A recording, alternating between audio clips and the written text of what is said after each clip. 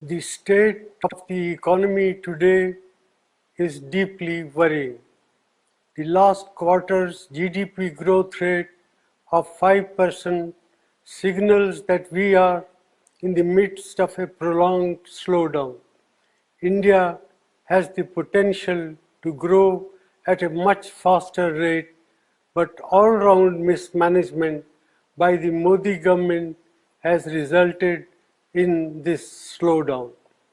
It is particularly distressing that the manufacturing sector's growth is tottering at 0.6%. This makes it very clear that our economy has not yet recovered from the man-made blunders of demonetization and a hastily implemented GST. Domestic demand is depressed and consumption growth is at an 18-month low. Nominal GDP growth is at 15 years low. There is a gaping hole in tax revenues. Tax buoyancy remains elusive as businessmen, small and big, are hounded and tax terrorism continues unabated. Investor sentiment are in doldrum. These are not the foundations for economic recovery. The Modi government's policies are resulted in massive jobless growth. More than 3.5 lakh jobs have been lost in the automobile sector alone. There will similarly be large-scale job losses in the informal sector, hurting our most vulnerable workers. Rural India is in terrible shape. Our farmers are not receiving adequate prices and rural incomes have declined.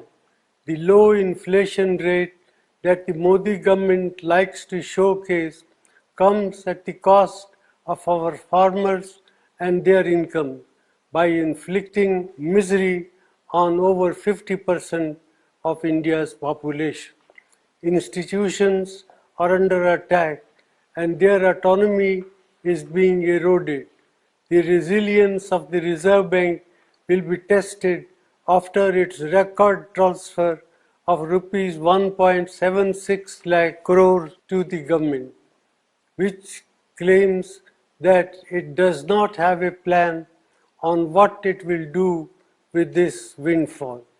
In addition, the credibility of India's data has come under question under this government. Budget announcements and rollbacks have shaken the confidence of international investors. India has not been able to increase the exports to take advantage of opportunities that have arisen in global trade due to geopolitical realignment. Such is the state of economic management under the Modi government.